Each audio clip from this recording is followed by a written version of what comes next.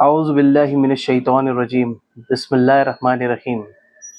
पनाह मांगता हूँ मैं अल्लाह की शैतान मरदूद से, और शुरू करता हूँ अल्लाह का नाम लेके, जिसके कब्ज़े में मेरा दिल और जान है, जो निहायत ही रहीम करम करने वाला है।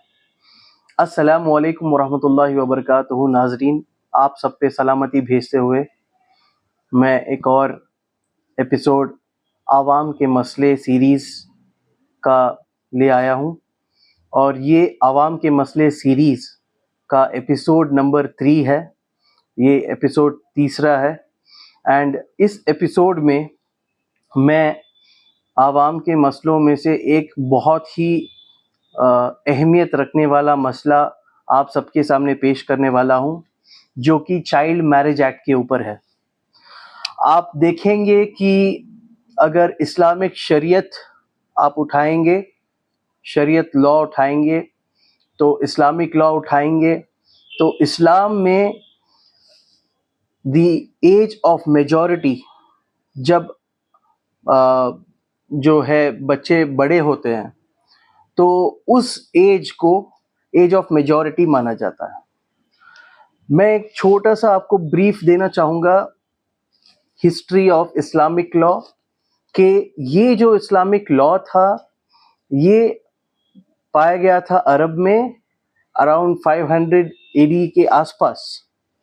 सो इस समय पे अगर आप देखेंगे तो हमारा कोई भी जो इंडियन मेजॉरिटी एक्ट हो गया वो 1875 वाला, या अपना child marriage act, prohibition act 2006, या उससे पहले वाला एक्ट जो भी है, ये सब एग्जिस्ट नहीं करते थे। तो वहाँ पे ऐसे होता था कि एज ऑफ मेजॉरिटी वो काउंट होती थी जबकि बच्चे मैच्योर होते थे, लड़कियां लड़के मैच्योर होते थे, तो वही एज ऑफ मेजॉरिटी काउंट हुआ करती थी। तो इसीलिए शरीयत लॉ में, इस्लामिक लॉ में एज ऑफ मेजॉरिटी इज जब आपका बच्चा मैच्योर हो जाता है, लड़का या लड़की। बट वेराज जो कि हम जो है हिंदुस्तान में रहते हैं, हिंदुस्तान के आइन को फॉलो करते हैं, और कॉन्स्टिट्यूशन ऑफ इंडिया 1950 को फॉलो करते हैं, और हमने इंडिपेंडेंस के बाद ये कॉन्स्टिट्यूशन अपने आप को दिया है। तो article 13 of this constitution of India, जो कि आर्टिकल 13 है, ये बात करता है कि जो लॉज प्रीवियसली ब्रिटिश टाइम के रहते थे उसको वैलिड माना जाएगा अनटिल एंड अनलेस ये लॉज को हटाया जाए एक्सप्रेसली बाय द पार्लियामेंट और द स्टेट लेजिस्लेचर। सो आप देखेंगे तो ये वक्फ का भी जो आप एक्ट देखेंगे, अपना इंडियन ये शरीयत एक्ट देखेंगे 1937 है, 10 साल इंडिपेंडेंस के पहले वाला एक्ट है। तो काफ़ी सारे लॉज हैं। अपना इंडियन पीनल कोड 1860 था, तो मतलब 1947 में अगर इंडिपेंडेंस मिली है तो हम 1860 का लॉ फॉलो कर रहे थे। सो कॉन्स्टिट्यूशन में हिंदुस्तान के आइन के अकॉर्डिंग, आर्टिकल 13 के अकॉर्डिंग, जो भी ये लॉज प्रीवियसली होते थे उसको फॉलो करने का प्रोविजन आर्टिकल 13 से होता था, तब तक जब तक कि अपना स्टेट गवर्नमेंट या सेंट्रल गवर्नमेंट न्यू लॉ नहीं लाता है। अभी मसला मैं ये आप लोगों के सामने लाना चाह रहा हूँ चाइल्ड मैरिज एक्ट 2006 का। इससे पहले एक और चाइल्ड मैरिज एक्ट है, उसको रद्द होने के बाद अभी चाइल्ड मैरिज प्रोहिबिशन एक्ट 2006 लाया गया है।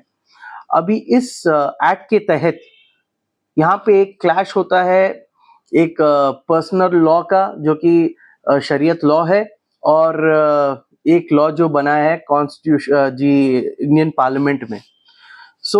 मैं ये कहना चाहूँगा कि अभी भी ये बात डिबेट की जा सकती है। सुप्रीम कोर्ट में कुछ मैटर पेंडिंग है, दीगर हाई कोर्ट्स में भी क्लैरिटी ठीक से दी गई नहीं है कि क्या फॉलो होगा, एज ऑफ मेजॉरिटी किसको माना जाएगा, क्योंकि इंडियन मेजॉरिटी एक्ट 1875 कहता है कि आप मेजर होगे 18 ईयर्स के बाद, एंड उसमें शादी वाली एज, जो परमिसिबल एज है शादी करने की, एक लड़की के लिए 18 साल है और एक लड़के के लिए वही एज 21 साल है।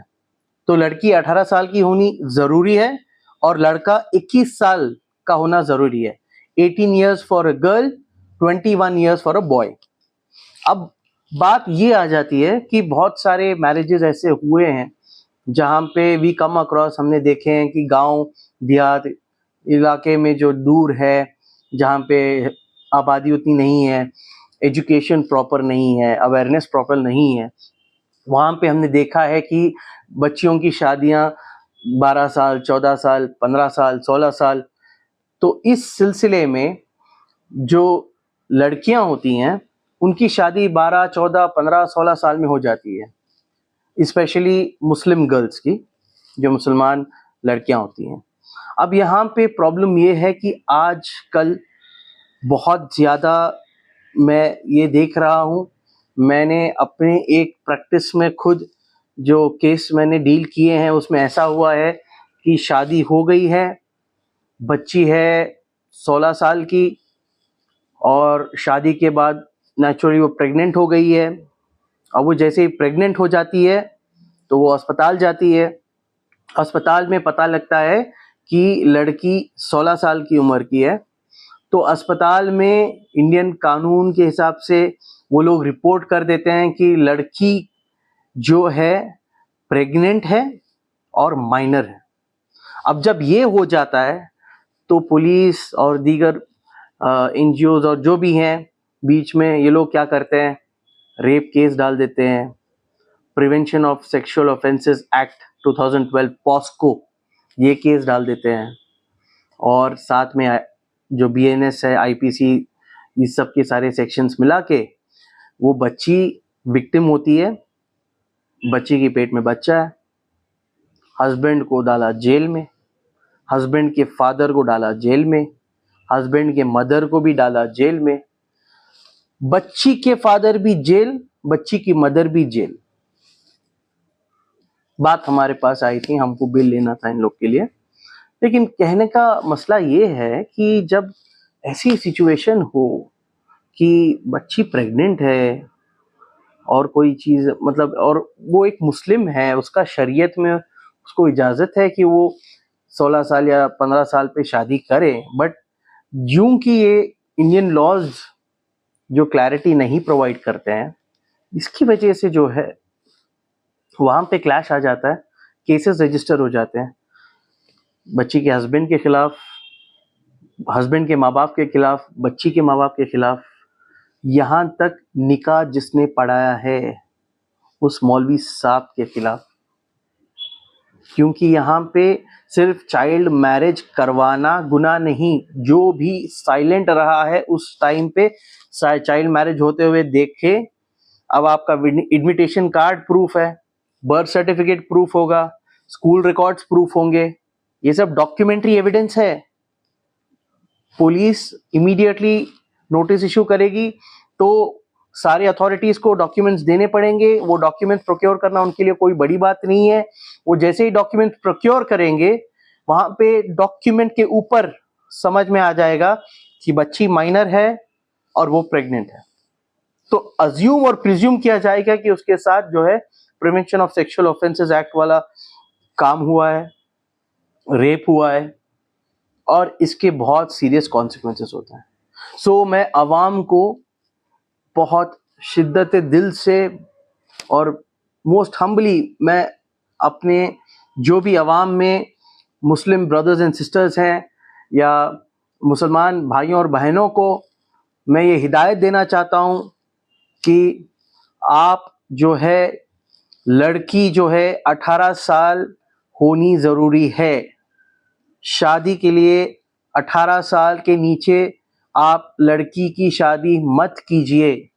और ये मैं जिम्मेदारी के साथ सारे मौलाना जो भी निकाह पढ़ाते हैं, हजरात जो भी वो मस्जिद से निकाहनामा निकलता हो, आप बिल्कुल भी आपको डेट वेरीफाई करनी पड़ेगी। लड़की 18 साल की होनी चाहिए और लड़का 21 साल का होना चाहिए, क्योंकि पंजाब हरियाणा हाईकोर्ट ने तो डिसीजन दिया है कि मुस्लिम लॉ में परमिसिबल है, but that is Punjab and Haryana high court.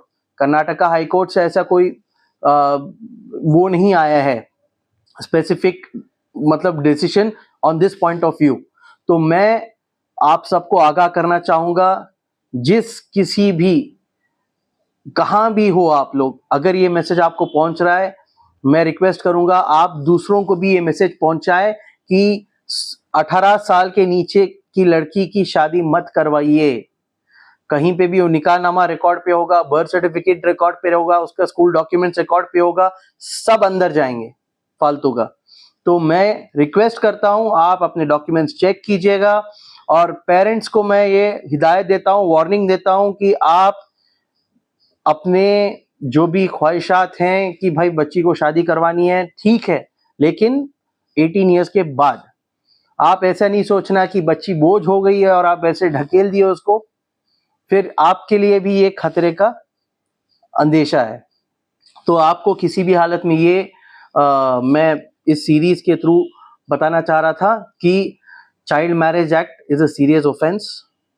Please try and understand, ये चाइल्ड मैरिज जो बच्चों की शादी करवाने का जुर्म होता है, बहुत ही संगीन जुर्म होता है, और इसके बहुत संगीन कॉन्सिक्वेंसेस होते हैं। जेल हो सकती है, नॉन बेलेबल ऑफेंस हो जाएगा, फिर आप अगर पॉस्को लग गया तो बहुत मुश्किल से बेल मिलेगी। ये जो यूट्यूब में आजकल लोग आ जाते हैं, बोलते हैं कि आप बस ये चीजें बोल दीजिए बेल हो जाएगी, ये सब बकवास है। ये सब चीजें जो हैं यूट्यूब में वो लोग अपना एआई से निकालते हैं, अपना जो पॉइंट्स होते हैं, किताबी पॉइंट्स एआई से निकाल के बस यूट्यूब में बक देते हैं। किसी को उनको पता नहीं है कि बेल में कितनी डिफिकल्टी होती है, डिस्क्रिशन होती है जज की, मिलना बेल इतना आसान नहीं होता है। क्रिमिनल लॉ को मैं ये कहना चाहूंगा, हल्के में मत लीजिए। आप सबको हिदायत देना चाहूंगा एज अ क्रिमिनल लॉयर कि आपको लॉ फॉलो करना है। अभी तो और ज्यादा ही स्ट्रिक्ट होगा, और ये बेल के जो वीडियोस आते हैं कि भाई ऐसे मिल जाती है, वैसे मिल जाती है, सब बकवास है। जज के ऊपर डिपेंड करता है, सर्कमस्टेंसेस के ऊपर डिपेंड करता है, आपकी किस्मत पे भी डिपेंड करता है।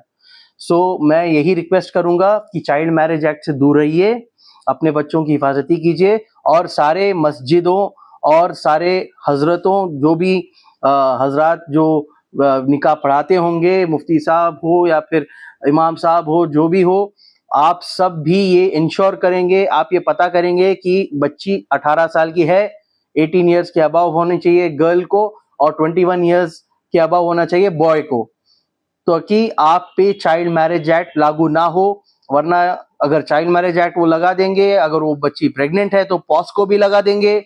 पॉस्को बहुत ही खतरनाक एक्ट है और बहुत ही उसका मतलब गंदा होता है।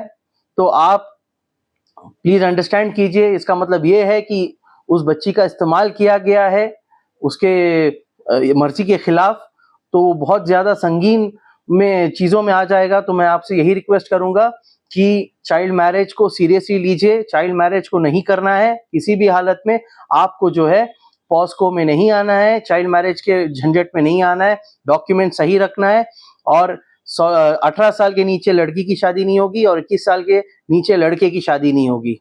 मैं ये कहते हुए अपने जो सीरीज आवाम के मसले एपिसोड नंबर 3 को ख़त्म करता हूँ, और उम्मीद करता हूँ, दुआ करता हूँ कि आप सब सलामत रहे, अमन से रहे, खुश रहे। अस्सलाम वालेकुम वरहमतुल्लाहि वबरकातुहू।